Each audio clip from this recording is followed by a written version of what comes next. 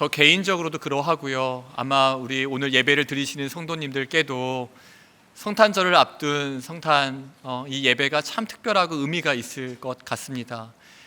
오늘 특별히 이 성탄 예배 때에 누가복음 말씀 또 시므온 말씀을 오늘 선정한 데에는 좀 배경이 있습니다. 첫 번째로는요, 몇 해 전에 목사님께서 이 누가복음 본문으로 시므온 설교를 하시면서 이렇게 저희에게 권면해 주신 적이 있으십니다.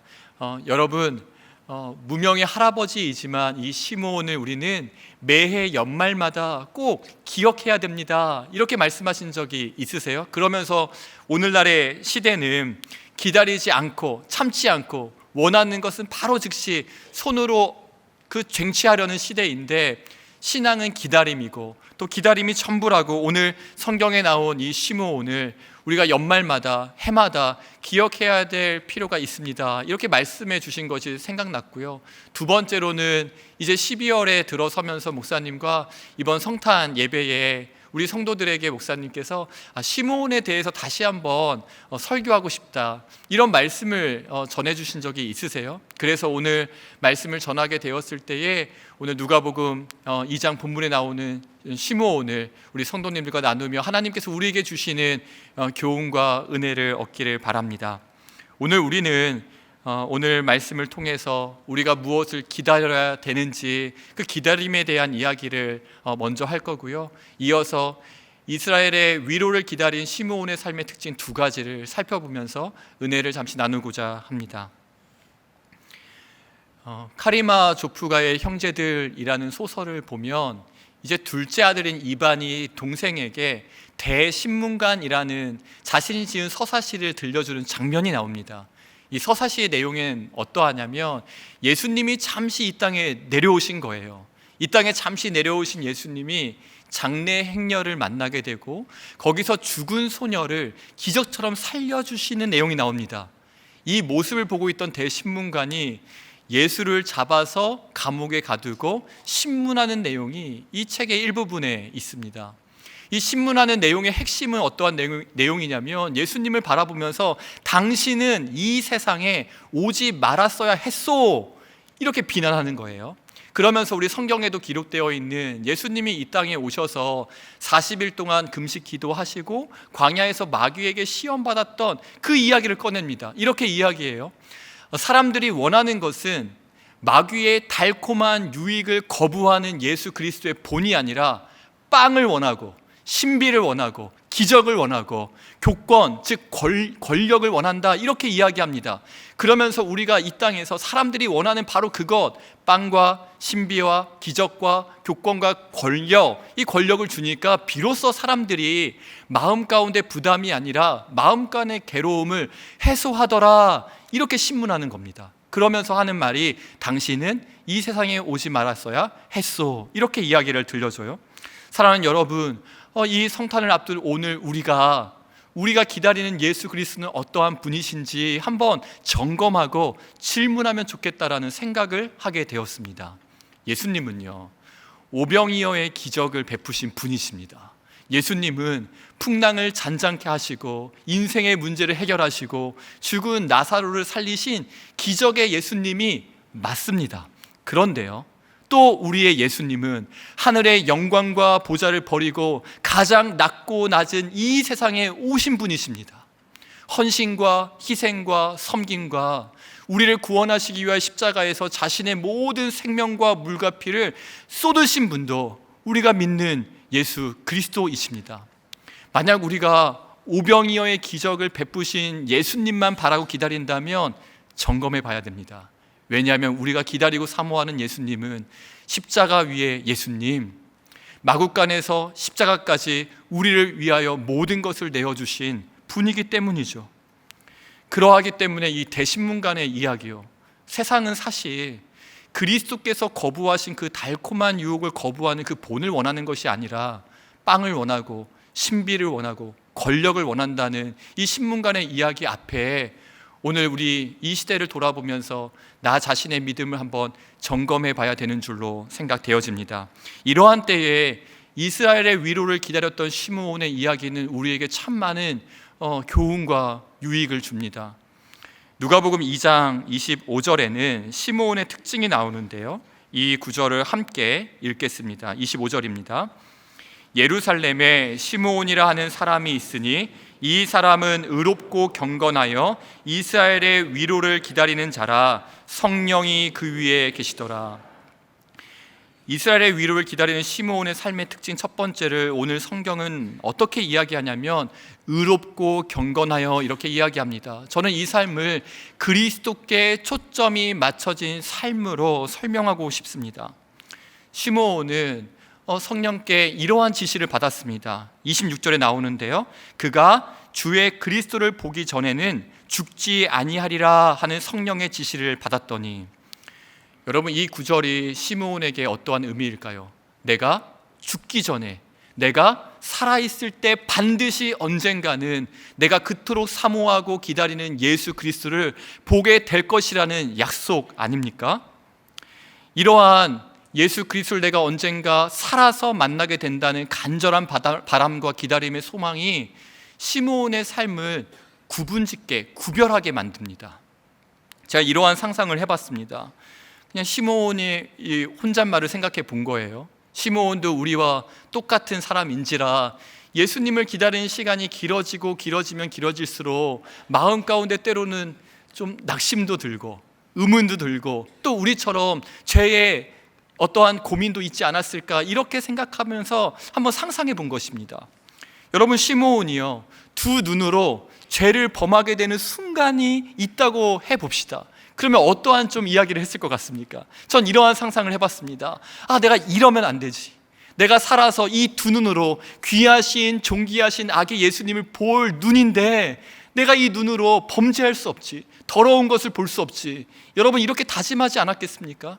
그렇다면 마음으로는요, 이 시므온의 마음 가운데 의문과 좀 믿음의 흔들림이 있을 때 어떻게 고백했겠습니까? 내가 살아서 이 품으로 우리 주님을 안아야 되는데 내가 이 마음으로 두 마음 품을 수 없지, 이러한 고백하며 믿음을 지키지 않았겠습니까? 시므온이 입술로는요, 내 이 입술로 주님을 뵙는 달에 가장 거룩하고 아름다운 찬송을 올려드려야 되는데 이 입술에 거짓을 담을 수 없지, 부정한 말을 할 수 없지 하며 자신의 눈과 마음과 입술을 지키지 않았겠습니까? 손은요, 이 손으로 언젠가 내가 살아서 그 구주 되시는 예수 그리스도를 내가 번쩍 들어 올리게 될 터인데 이 손을 죄악에 물들게 할 수 없지라는 혼잣말을 하면서 그 길고 긴 기다림의 시간을 믿음으로 버티고 인내하고 살았을 거란 마음이 들더라고요. 그러면서 요한일서 3장 2절 3절의 말씀이 시므온의 마음, 또 시므온의 삶 그대로 옮겨놓은 것 같았습니다. 요한일서 3장 2절 3절 말씀입니다. 사랑하는 자들아, 우리가 지금은 하나님의 자녀라. 장래에 어떻게 될지는 아직 나타나지 아니하였으나 그가 나타나시면 우리가 그와 같을 줄을 아는 것은 그의 참모습 그대로 볼 것이기 때문이니 주를 향하여 이 소망을 가진 자마다. 여러분, 이 소망이 무엇입니까? 시므온에게는 내가 살아서 언젠가는 주님을 얼굴과 얼굴을 마주하며 보게 될 것이라는 소망이고요, 이 소망이 사실 시므온에게만 주어진 것이 아닙니다. 우리 모두도 이 소망을 가지고 신앙생활을 하고 있지 않습니까? 언젠가 다시 주님을 뵙게 될 것이라는 소망이 우리에게 있습니다. 이 소망이 이 다음 말씀이요, 주를 향하여 이 소망을 가진 자마다 그의 깨끗하심과 같이 자기를 깨끗하게 하느니라. 왜 너무 연약해서 때로는 넘어지고 쓰러지고, 또 우리 이 부패한 마음 가운데 뭐 어떤 선한 것이 있겠습니까? 두 손으로 범죄하고 눈으로 범죄하고 마음으로 두 마음 품을 때에 이 시므온의 그 고백이요, 혼잣말, 우리도 생각하면 좋겠습니다. 언젠가 사랑하는 여러분, 우리 주님께서 영광의 그날에 두 팔을 활짝 벌려서 수고한 우리 한 사람 한 사람을 안아주시지 않겠습니까? 그날에 대한 간절한 바람과 기다림의 소망이 있다면 시므온의 하루하루가 의롭고 경건하여 그리스도께 초점을 맞춘 것처럼 우리의 삶도 그래야 하지 않겠습니까? 간절한 바람이 있다면 또 기다림의 소망이 있다면 그것은 먼 훗날의 이야기로 미래로 자꾸 미뤄지는 것이 아니라 오늘 내가 품는 간절한 소망은, 오늘 내 마음 가운데 이 기다림의 소망은 바로 오늘 나의 일상에 아주 강력하게 영향을 미칩니다. 올해 아시안 게임이 있었고요. 아시안 게임 중에 참 인상 깊은 선수가 있었습니다. 배드민턴 선수인데요, 안세영 선수입니다. 이 결승전에서, 배드민턴 여자 단식 결승전에서 라이벌인 천이페이 선수를 만나요. 그리고 1세트를 잘 경기하다가 이제 경기 그 1세트 끝쯤 가서 무릎 부상을 당합니다. 이 경기 중에 심각한 부상을 당하면 메디컬 타임을 외치고 잠깐 치료하는 시간을 갖는데, 이 얼굴이 정말 찡그러져 있는 거예요. 정말 큰 부상이구나. 경기를 끝낼 수 있을까, 이런 생각이 경기를 보면서 들더라고요. 그런데 1세트를 힘겹게 이기고 이제 2세트를 치르러 경기에 나왔는데 무릎을 붕대로 칭칭 감은 겁니다. 끝까지 경기를 할 수 있을까. 그런데 나중에 기사를 보니까요, 그 경기를 보러 경기장에 찾아온 엄마가 이렇게 계속 외쳤다고 해요. 딸, 그만해, 기권해도 돼. 그러니까 너무 아프게 이걸 버티고 있는 딸을 보기가 너무 안쓰러운 거죠. 그래서 기권하라고, 충분히 수고했다고. 2세트를 내어줬습니다. 이제 1대1이 된 거잖아요. 그런데 3세트예요. 정말 놀라운 투지를 보여준 것입니다. 무릎을 칭칭 감고 잘 움직여지지 않는 그 다리를 가지고 3세트를 이기고 금메달을 목에 겁니다. 여러분, 간절한 바람이요, 이 기다림의 소망과 간절한 바람이 그 한 경기를 만드는 것입니다. 그래서 안세영 선수한테 관심이 있어서 아주 오래전에 최연소로 중학생 때 국가대표 할 때 인터뷰를 한번 찾아보니까 코치가 이런 인터뷰한 게 있더라고요.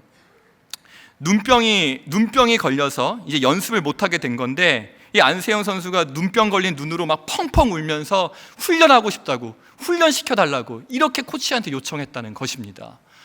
사랑하는 여러분, 간절한 바람이 어디에 있는가?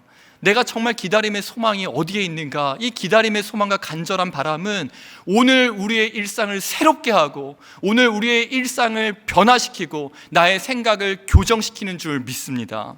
우리가 만약 이 성탄을 앞둔 오늘 예배 때에 나의 간절한 바람이 다시 오실 주님께 있다면, 우리의 삶이 그리스도께 초점이 맞춰져 있다면 올 한 해를 돌아볼 때 이러한 질문을 해야 됩니다. 내가 올 한 해 그리스도께 초점을 맞춘 한 해를 보내었는가? 이제 한 해를 또 정리하면서 새해 계획을 많이 세우시지 않습니까? 새해의 계획을 세울 때도요, 우리 모두에게 이 기다림의 소망이 있다면, 언젠가 다시 주님을 만난다는 약속이 저와 여러분에게 확실하다면 새해의 계획도 이 필터가 필요한 것입니다. 나의 새해 계획은 나에게 맞춰져 있는가, 아니면 그리스도께 초점을 맞추고 있는가? 여러분, 많은 계획들을 세우고 계시지 않습니까? 하나하나 이 성탄을 앞둔 오늘 점검하고 돌아보면서 우리의 모든 새해의 계획들이 나에게 초점이 맞춰져 있는 것이 아니라 그리스도께 초점이 맞춘 2024년 새해를 함께 꿈꾸기를 축복합니다. 저는 그리스도께 초점을 맞춘 이 삶을 묵상할 때에요, 항상 생각나는 그 인물이 한 명 있습니다. 믿음의 선배이고 선교사인 윌리엄 보든이라는 선교사님입니다. 윌리엄 보든은 1887년에 백만장자의 상속자로 태어났습니다. 고등학교 졸업 선물이 세계 여행이었다고 해요. 그러니까 백만장자의 정말 상속자로 태어나서 그 모든 상속의 권리를 받을 수 있게 된 것이죠. 그런데 이 보든이 고등학교 때 예수 그리스도를 구주로 영접합니다. 내 인생의 전부이신 그 예수 그리스도를 구주로 영접한 다음에 이 어린 보든의 가슴에 나의 전 인생을 주님께 남김없이 드려야겠다라는 소망이 생깁니다. 그리고 그때 이 성경책에 남김없이라는 단어를 적습니다. 그런데 안타깝게도 25세의 젊은 나이에 선교를 준비하다가 열병으로 인하여 순교합니다. 다른 사람들이 이제 그 보든의 성경책을 살피다가 또 다른 그 단어들을 발견했는데, 첫 번째는 남김없이였고, 두 번째는 후퇴 없이였고, 세 번째 보든의 성경책에 기록되어 있던 그 단어는 후회 없이라는 단어였습니다. 하워드 테일러가 윌리엄 보든의 이야기를 들려주면서 보든이 성경책에 적었던 이 세 단어를 이렇게 풀어주었습니다. 남김없이, 예수님을 위해 나의 모든 것을 남김없이 드리고 싶다. 후퇴 없이, 예수님을 따르기 위해 나는 뒤돌아보지 않는다. 후회 없이, 최후의 그날에도 나는 후회하지 않는다. 사랑하는 여러분, 그리스도께 초점이 맞춰진 삶이 무엇입니까? 저는 성탄을 앞둔 오늘 정말 간곡히 바라고 기도하는 것은 주님, 저도 그리스도께 초점을 맞춘 삶을 살겠습니다라는 이것이 그저 우리의 인생의 구호로 끝나지 않기를 바랍니다. 구체적인 나의 삶에서 남김없이 내가 주님께 드릴 수 있는 것은 무엇일까? 정말 예수님을 만나는 그날 가운데 후회 없이 인생을 살았노라고 고백할 수 있는 것은 무엇일까? 예수님을 따르기 위해 나는 뒤돌아보지 말아야 될 것, 후퇴 없이 나아가야 될 것이 무엇이 있는가? 하나하나 정말 세밀하게, 세부적으로, 자세하게 점검하는 오늘이 되기를 바랍니다. 사랑하는 여러분, 여러분의 간절한 바람과 기다림의 소망은 무엇입니까? 정말 예수 그리스도, 다시 오실 예수 그리스도, 내가 그 어느 날 영광의 날에 다시 만날 주님을 소망하는 마음을 하나님께서 우리 마음 가운데 부어주신다면 우리도 시므온처럼, 또 믿음의 선배인 윌리엄 보든처럼, 또 하나님의 약속을 기다렸던, 그래서 이 땅에 버겁고 힘겹고 고단한 인생을 믿음으로 싸워 승리하였던 믿음의 선배들처럼 우리도 그리스도께 초점을 맞춘 삶을 살아가기를 정말 주님의 이름으로 축복합니다.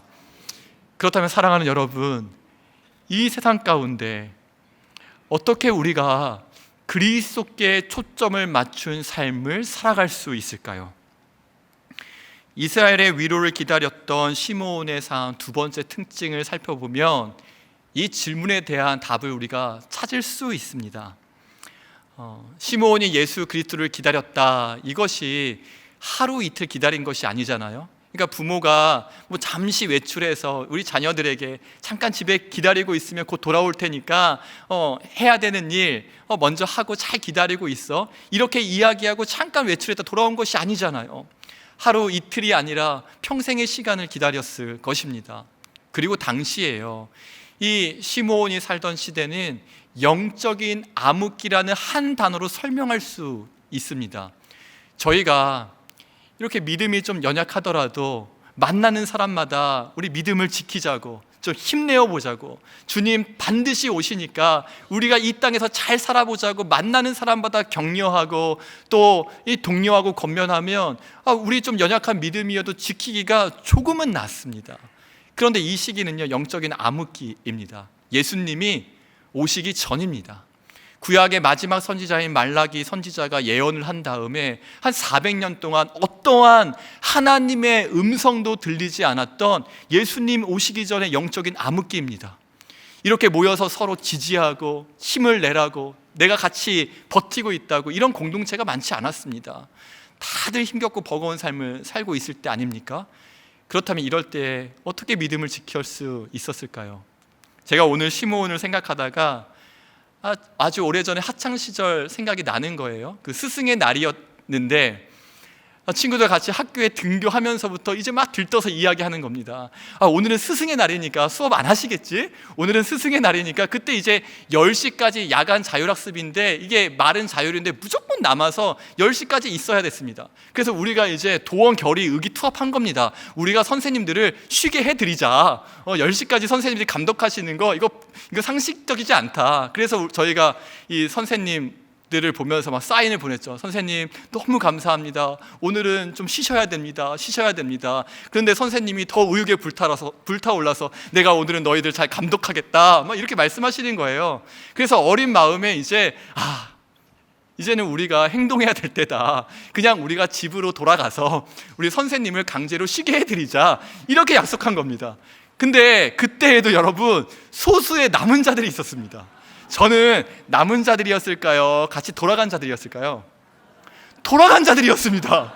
네, 당연히요. 그래서 이제 돌아가는데 이게 10시까지 자율학습이잖아요. 그러니까 바로 또 제가 마음이 또 소심해서 바로 집에는 못 가는 겁니다. 그래서 배회를 하는데 스승의 날이기 때문에 우리 선생님들께서 더 열심을 내시사 그 야간 자리에서 없었던 아이들 집집마다 연락을 돌린 겁니다. 당신 아들이 집에 갔습니다.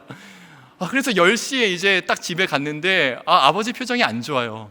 너 왜 그러니? 그러면서 이제 저한테 실망한 거, 속상한 거, 서운한 것을 쏟아내시면서 이렇게 말씀하시는 거예요. 나는 다 집에 돌아가도 학교에 한 사람 남아있으면 내 아들이 남아있으면 좋겠다.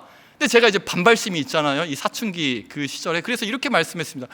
아빠, 이때에는 남은 한 사람이 정상이 아니라 돌아가는 사람이 정상이에요. 저는 정상적으로 학교 생활을 하고 싶어요. 이렇게 이야기했던 게 기억납니다. 왜 이 이야기가 생각났을까요? 이게 소수의 사람들이 믿음을 지키는 게 그만큼 힘듭니다. 그러니까 이 분위기와 정서가 있잖아요. 함께 으쌰으쌰하고 믿음을 지키자고 하고 의기투합하면 그래도 내 믿음 조금 연약해도 지키는 힘 생깁니다. 그런데 이때는 영적인 암흑기예요. 오늘날의 시대와 똑같습니다. 이 예배를 드리고 나서 문 열고 밖에 나가면 마주하는 세상과 이때 그 로마의 핍박을 받는 이 시대의 모습이 꼭 닮아 있습니다. 우리가 여기 서로 좌우 앞뒤로 인사하면서 주님을 기뻐합시다, 예배합시다, 좀 마음 가운데 도전이 생기잖아요. 그런데 시대는 그렇지 않잖아요. 이 시므온의 시대가 꼭 그러합니다. 이러한 시대에서 어떻게 시므온이 믿음을 지키며 그리스도께 초점을 맞춘 삶을 살 수 있었을까요? 그 답이 오늘 본문 25절에 나옵니다. 우리 2장 25절 말씀을 함께 읽겠습니다. 예루살렘에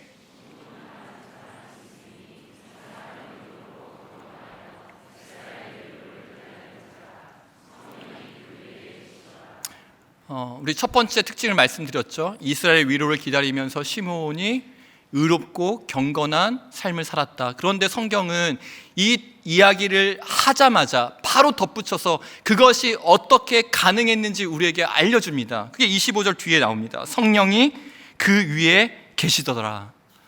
이것이 이유가 됩니다. 26절, 27절을 이어서 볼게요. 한번 여기서 강조하고 있는 단어를 한번 찾아보십시오. 그가 주의 그리스도를 보기 전에는 죽지 아니하리라 하는 성령의 지시를 받았더니 성령의 감동으로 성전에 들어가매 마침 부모가 율법의 관례대로 행하고자 하여 그 아기 예수를 데리고 오는지라. 이 짧은 세 구절 안에 계속해서 반복되고 있는 것이 무엇입니까? 성령입니다. 이 버거운 인생길에서, 고단한 인생길에서 이 연약한 믿음 생각하면서 어떻게 지킬 수 있을까? 성경은 시몬을 통해서 우리에게 알려주는 것입니다. 성령이 그 위에 계시더라. 우리의 힘으로 안 됩니다. 그리고 우리의 힘으로 이것을 지키라고 명령하지 않으신 것이 우리에게 위로가 됩니다. 네 힘으로 해봐라. 네가 한번 잘 지켜봐라. 예수 다시 오실 때까지 너의 힘으로, 의지로, 결단으로, 노력으로 애쓰고 수고해라. 그러면 저희 모두 다 쓰러졌을 것입니다. 그러나 주님은 의롭고 경건한 이 시대 가운데 이스라엘의 위로를 기다렸던 시므온을 우리에게 보여주면서 그것을 가능하게 한 것이 성령이다. 그래서 우리는 처음에 초점이 시므온에게 맞춰져 있다가 이 구절에서 어떻게 우리의 시선이 옮겨집니까? 그 위에 계신 성령. 비록 나는 연약하지만, 나는 늘 흔들리고 이렇게 일희일비하는 인생이지만 나도 그리스도께 초점을 맞추고 시므온 위에 머물렀던 성령께로 나의 믿음의 눈을 열어 그분을 붙들고 의지하면, 여러분, 우리도 주님 다시 오실 그날까지 흔들리지 않고 견고한 믿음으로 이 삶을 믿음으로 승리할 수 있는 줄 믿습니다. 그런데 한 가지 정말 우리가 이 본문에서 주목해야 될 것이 성령으로 충만한 시므온의 행동입니다. 우리는 성령으로 충만한 시므온의 행동이 어떠했는지 조금 자세하게 살펴보면서 굉장히 큰 교훈을 얻을 수 있습니다. 여러분, 한번 하나님의 영이 임했던 성경의 인물들을 생각해 보십시오. 다윗이요. 하나님의 영이 다윗에게 임하고 함께하자 다윗이 전쟁 한복판에 뛰어들어서 승리합니다. 또 바울이요. 성령 충만했던 바울이 땅 끝까지 전심전력으로 다름박질하며 해산의 수구를 하며 복음을 전합니다. 또 성령 충만하였던 베드로요. 한 번에 3,000명의 사람들이 회개할 정도로 베드로에게 성령의 능력이, 회개의 역사가 나타납니다. 모두가 공통점이 있지 않습니까? 한시도 쉬지 않고 전심전력하여 뛰고 달리고 멈추지 않았습니다. 모두 항상 행동하였습니다. 여러분, 이 동일한 성령이 오늘 시므온에게도 임한 것입니다. 바울에게 땅끝까지 복음을 전하라는 그 절박함이 있었던 것처럼 시므온에게도 절박함이 있었습니다. 죽기 전에 내가 살아서 하나님의 약속대로 반드시 이스라엘의 위로자인 예수 그리스도를 만나고 싶다라는 간절한 소망과 절박함이 있었습니다. 이 영광을 제가 목도하고 싶습니다. 그리고 이제는 이제 무명의 할아버지라고 제가 시므온을 소개했잖아요. 자신의 시간이, 인생의 시간이 얼마 남지 않았다는 것도 깨달아가고 있습니다. 그러면 여러분, 보통 어떻게 하기가 쉬울까요? 나귀 타고 별 보면서 베들레헴으로 달려가는 것이죠. 만약 그 시므온에게 마국간에서 예수님이 태어나셨다, 이 사람들의 소문과 소식이 들리면 베들레헴 온 마국간을 다 뒤지지 않았을까요? 열정과 절박함이 있습니다. 간절함이 커지면요, 우리 그 목마른 사람이 우물을 판다고 그러잖아요. 나의 열정과 의욕과 에너지가 앞서기가 쉽습니다. 그런데 한 가지 더 있죠. 지금 시므온은 성령으로 충만한 상황입니다. 마음 가운데 확신이 있습니다. 성령이 지금 나와 함께하고 계시다. 베들레헴 가면, 말 타고 가면 아기 예수님 찾을 수 있을 거라는 그런 마음에 어떤 흥분이 있지 않겠습니까? 찾아낼 수 있을 것 같습니다. 이 문제 내가 해결할 수 있을 것 같습니다. 그런데 오늘 본문을 한번 자세히 한번 보겠습니다. 누가복음 2장 25절입니다. 예루살렘에 시므온이라 하는 사람이 있으니 이 사람은 의롭고 경건하여 이스라엘의 위로를 기다리는 자라. 성령이 그 위에 계시더라. 저는 이 25절 9절에서 있으니라는 이 단어가 마음에 참 큰 감동으로 다가왔습니다. 모두가 바쁘고 분주하고 동분서주하는데 성령의 지시가 있을 때까지, 하나님께서 말씀하실 때까지 자신의 힘을 빼고 열정을 절제하고 기다리고 있는 그 단어가 바로 있으니입니다. 목사님께서 출국하시고 오늘 말씀을 전하게 되면서 지난 8월에 그 주일 설교 준비하기 전에 목사님께서 저에게 주셨던 조언을 참 많이 생각했습니다. 지난 8월에 이제 말씀 전하기 전에 목사님께서 목양실로 한번 부르셨어요. 그러면서 곽 목사 설교 준비 잘하고 있니? 이렇게 물으시면서 내가 한 가지 조언해 줄까? 이렇게 말씀하시는 거예요. 너무 감사하죠. 목사님, 안 그래도 좀 목사님 조언을 구하고 싶었습니다. 이렇게 말씀드리니 목사님 조언해 주시는데, 여러분이 설교를 준비하고 있는 젊은 목사에게, 후배에게 얼마나 많은 이야기를 해 주시고 싶으셨을까요? 그런데 가장 먼저 해 주신 이야기가 이 말씀이었습니다. 곽 목사, 힘 빼야 돼. 이게 주일 강단에서 말씀을 전해야 되니 그때 8월에 얼마나 많이 제 몸에 잔뜩 힘이 들어갔는지 모릅니다. 정말 말씀을 잘 전하고 싶고 우리 사랑하는 성도님들에게 은혜를 좀 끼치고 싶고, 이런 마음이 제 마음에 꽉 차 있다니까 아마 저에게 잔뜩 힘이 들어가 있는 게 목사님께 보였나 봅니다. 곽 목사, 힘 빼야 돼. 그 말씀이 저에게 너무나 소중한 조언이 되었습니다. 사랑하는 여러분, 여러분은 언제 힘이 잔뜩 들어가십니까? 언제 의욕과 에너지와 열정이 충만해지십니까? 내가 막 앞설 때는 언제입니까? 그때가 바로 힘을 빼고 주님의 말씀을 기다려야 할 때입니다. 제자훈련을 앞두고 있습니다. 제자훈련 인터뷰를 하는 중에 이 만나시는 분들을 보면 참 다양한데 의욕과 열정을 가지고 오시는 분들이 계세요. 너무 귀합니다. 훈련을 받고자 하는 열심, 또 예수님을 닮고자 하는 사모함, 그 마음 가지고 오신 한 분 한 분이 얼마나 참 귀하게 보이는지 모릅니다. 그때 저도 목사님께서 저에게 해주셨던 이 조언 그대로 합니다. 집사님, 그런데 힘 빼셔야 돼요. 힘 빼셔야 하나님 은혜 주세요. 사랑하는 여러분, 성탄을 기다리는 우리에게 예수님은 힘을 빼라고 말씀하시는 것 같습니다. 나의 마음과 의욕과 열정이 가득 차 있을 때 잠잠히 하나님 앞에 머물러서 내 뜻이 앞서는 것이 아니라, 내 생각과 계획이 앞서는 것이 아니라 주님 말씀을 따르겠습니다. 주님이 말씀하실 때까지 오늘 9절에 나온 것처럼 있으니, 이 한 단어가, 이 기다림이란 단어가 우리의 마음에 새겨지기를 바랍니다. 그리고 이제 다음 9절의 27절을 보면요, 여러분, 시므온이 드디어 움직입니다. 네, 27절 말씀입니다. 성령의 감동으로 성전에 들어가매 마침 부모가 율법의 관례대로 행하고자 하여 그 아기 예수를 데리고 오는지라. 이슨이라는 단어와 함께 제가 너무나 중요하게 묵상한 단어가 바로 이 27절에 나오는 마침입니다. 여러분, 만약 시므온이 자기의 열정을 가지고 나 찾을 수 있다, 해낼 수 있다, 이 열정을 가지고 만약 그 베들레헴을 막 휘젓고 다녔다면 오늘 성경의 이 마침이라는 단어는 기록되지 않았을 것입니다. 이 마침은 하나님의 기가 막힌 타이밍이고 섭리의 은혜입니다.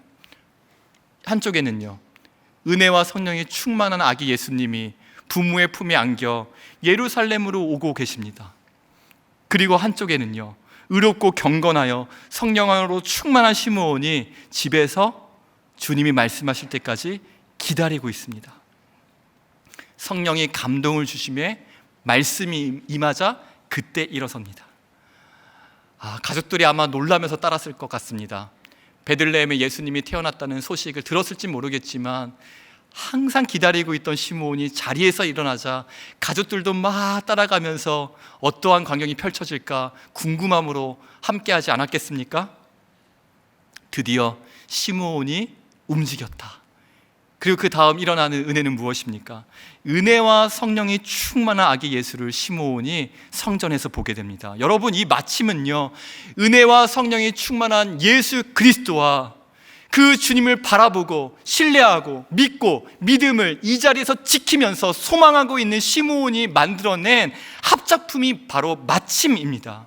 이 마침의 은혜는 누구나 누릴 수 있는 것이 아닙니다. 이 마침의 은혜와 이 기가 막힌 하나님의 타이밍의 섭리는 잠잠히 기다리는 자, 하나님 내 뜻보다 하나님의 말씀이 더욱 소중합니다라는 마음으로 주님의 말씀을 기다리며 성령에 순종하는 자들에게만 주시는 특별한 은혜가 바로 마침의 은혜인 줄로 믿습니다. 이 은혜가 새해를 꿈꾸면서 한 해를 정리하고 새해를 소망하는 우리 모든 성도님들께 이 이스니의 믿음과 마침의 은혜가 부어지기를 축복합니다.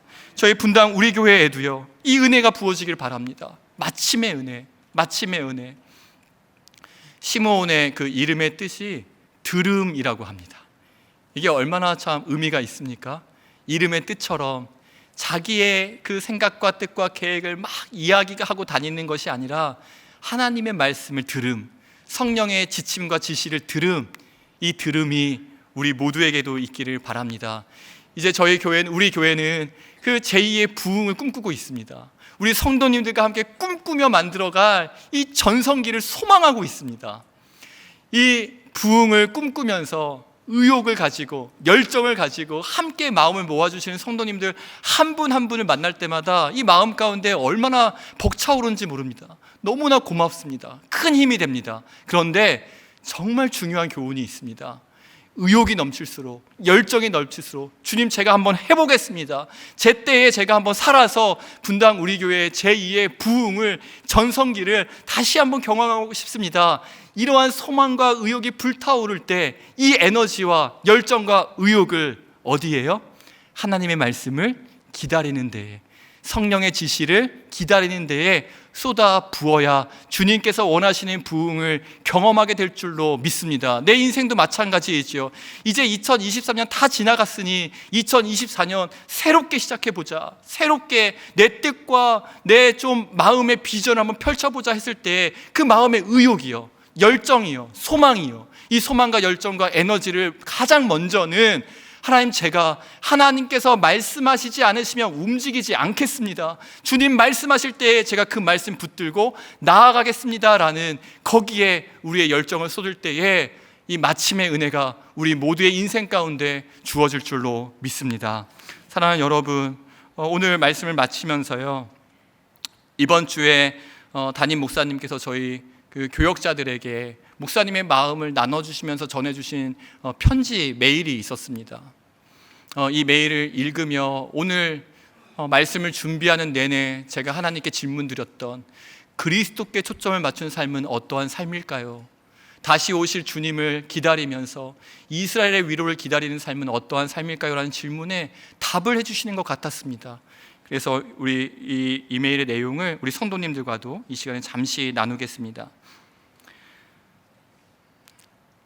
사랑하는 나의 동역자들에게 지난 화요일에 어머니께서 소천하셨다는 소식을 들은 직후에 제 마음에 든 생각은 하나였는데, 이 순간에 어머니가 뭘 가장 원하실까였습니다.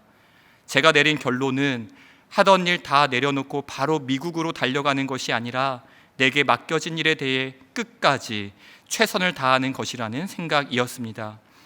그래서 바로 그 다음 날인 수요일에 출국하지 않고 주일 예배와 성탄절 예배 인도한 후인 그 다음 주 화요일에 미국 들어가는 스케줄을 만든 것이었습니다. 미국의 형제들도 똑같은 마음이었기에 어머니 장례 예배 등 장례 일정 전부를 다음 주간으로 연기하도록 허락해 주었고요. 그랬는데 마음이 바뀌어서 주일 전인 금요일에 출국해야겠다고 생각한 것도 주일날 설교 시간에 제가 평상심을 가지고 설교할 자신이 없었고, 그럴 경우 오히려 하나님과 성도님들께 폐를 끼치게 될 수 있다는 염려 때문이었습니다. 어머니의 소천 소식은 저에게 새로운 천국 소망을 허락하신 하나님의 선물로 받기로 했습니다. 이 소망이 있기에 모든 초점을 주일 예배와 성탄 예배에 둘 수 있었고, 그래서 주일 예배와 성탄절 예배가 다 드려지기 전에는 어머니의 소천 소식을 일절 알리지 말아달라고 부탁했었지요. 제가 죽기 전에 남길 유언이 있다면 바로 이 정신이지 않을까 싶습니다. 사나 죽으나 그리스도를 중심에 둔 삶의 정신. 우리 남은 생에 우리는 부르심을 받은 소명자들이니 초점이 있는 인생, 그것도 그리스도에게 초점을 둔 인생으로 살아갑시다. 그 길이 우리를 가장 행복하게 만드는 축복의 길임을 삶으로 증명해 보입시다. 어려운 시기에 종으로 부름받은 우리이기에 뜨거운 동지애를 가지고 서로 사랑하고 서로를 위해주면서 한 방향을 향해 나아가는 새해를 꿈꾸어 봅니다. 목사님 주신 메일을 여러 차례 읽었습니다. 말씀을 준비하면서도 또 읽고 또 읽으면서 이 메일 내용이에요. 어려운 시기에 종으로 부름받은 우리에게, 이 우리라는 이 단어가 목사님 메일을 받은 교역자들만 뜻한다고 생각되어지지 않았습니다. 함께 예배드리는 우리 모든 성도님들, 우리 모두 어려운 시기에 주님의 종으로 제자로 부름받은 우리 아닙니까? 그렇다면 우리도 우리의 인생을 복잡하게 살지 말고 새해가 오기 전에 정리해야 될 것들을 하나하나 정리하고 단순하게 그리스도께 초점에 맞춘 우리의 인생으로 주님께 올려드리기를 원합니다. 이제 금요일 새벽에 출국하는 날이신데요, 그 하루 전에 목요일입니다. 목사님 이 메일에 있는 것처럼 끝까지 최선을 다하는 것, 오후 1시 30분에도 이제 내년도 우리 교역자들이 어떠한 그 사역을 맡을까, 이걸 회의하는 회의를 소집하셨습니다. 그래서 들어가게 될 때에 우리 교역자들 마음 가운데 그래도 목사님 출국하시기 전에 좀 위로 예배를 드렸으면 좋겠다. 그래서 이제 회의 시간인데 교역들이 1명, 2명 목양실을 가득 채웠습니다. 그리고 찬송가 301장 지금까지 지내온 것 함께 찬양하였습니다. 그리고 목사님 참 사랑하시는 시편 23편 말씀을 그 목양실을 가득 채운 교역자들과 1절부터 마지막 9절까지 한 목소리를 읽었습니다. 그런데 이때 사진을 좀 찍어 두었는데 나중에 이 사진을 보니까요, 그 예배를 드리는 저희들 위에 한 액자가 이렇게 걸려 있는 게 보이는 겁니다. 그 액자에 쓰여져 있는 것이 바로 나는 날마다 죽노라, 이 액자였습니다. 사랑하는 여러분, 성탄을 참 들뜨게 보낼 수도 있을 것 같습니다. 그런데 정말 우리를 구원하시기 위해 이 땅에 오신 성탄의 깊은 의미를 생각하고, 우리도 언젠가는 시므온이 기다렸던 것처럼 다시 만날 주님을 우리가 사모한다면 이 나는 날마다 죽노라의 정신이요, 사나 죽으나 그리스도께 초점을 맞춘 인생이 되어야 될 줄로 믿습니다. 예수 그리스도께서 우리를 위하여 이 땅에 오셨고 우리를 위하여 십자가에서 모든 것을 아낌없이 쏟아 부어주셨다면 우리도 날마다 나를 죽이는 삶, 나는 날마다 죽노라의 삶을 살면서 주님의 이름을 존귀하게 하는 그러한 복된 삶을 사시기를 주님의 이름으로 축복합니다. 이러한 마음의 고백을 담아서 우리 함께 찬양하기 원합니다. 주님 다시 오실 때까지 나는 이 길을 가리라. 좁음은 좁은 길 나의 십자가 지고 나의 가는 이 길 끝에서 나는 주님을 보리라. 우리 함께 찬양하겠습니다. 주님 나는 이 길을 가리라. 나는 이 길을 가리라. 좁은 길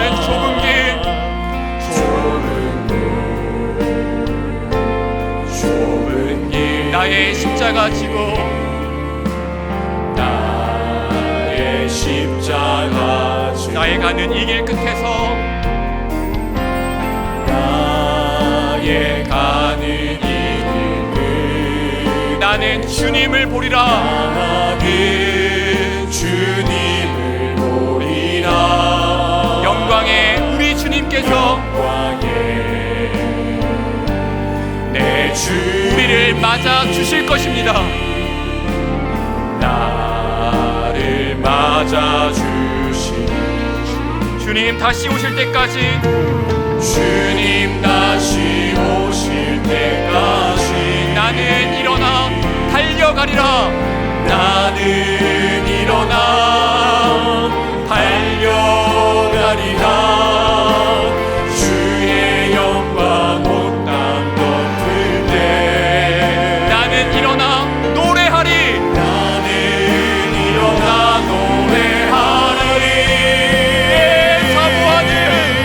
내 사모하는 주님 온 세상 구주시라. 온 세상 구주시라. 내 사모하는 주님. 내 사모하는 주님 영광의 왕이시라. 자리에서 일어나셔서 다시 한번 고백합니다. 주님 다시 오실 때까지 주님 다시 오실 때까지 나는 이 길을 가리라. 나는 이 길을 가리라.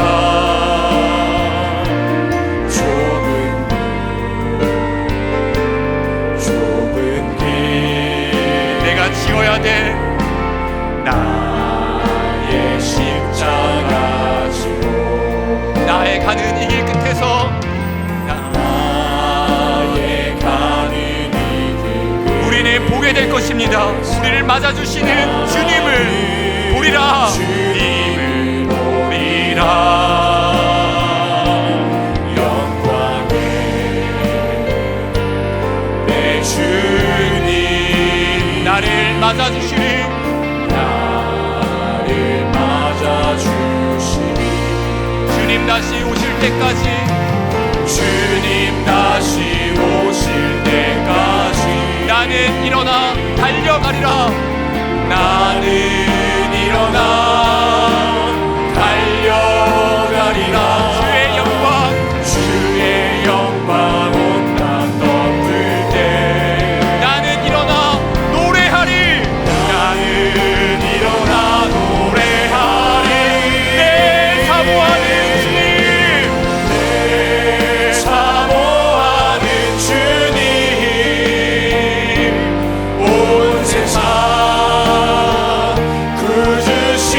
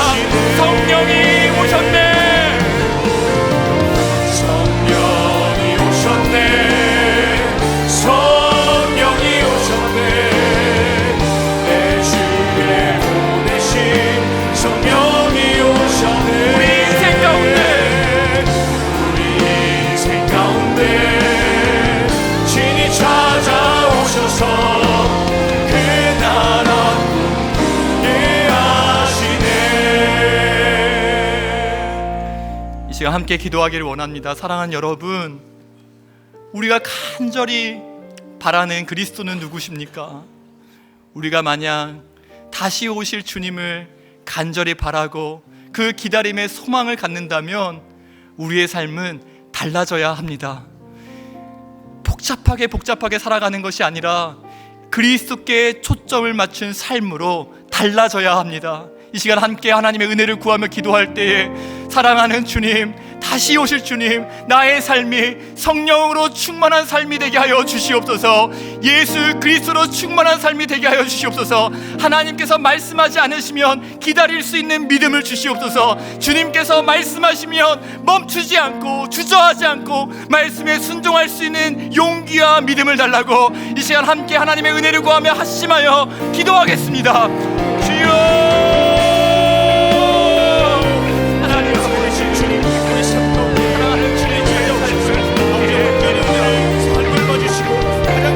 주님만을 바라보고 따라가며 나아가시 우리가 될 수 있도록 인도하여 주시옵소서. 아버지, 오늘 주님을 부르시며 순종할 수 있는 용기를 더하여 주시옵소서. 아버지, 우리가 오늘 여기까지 기다릴 수 있는 믿음을 받아 주시옵소서.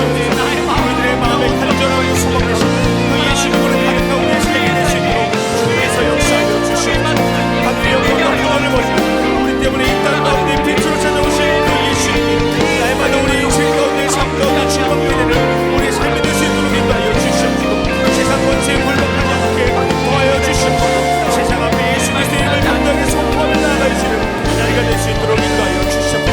우리들이 이미 받고 누리고 있는 모든 때에 감사하여 남김없이 하나님께 감사와 찬송을 올려드리며 나아가시는 자리가 될 수 있도록 인도하여 주시옵소서.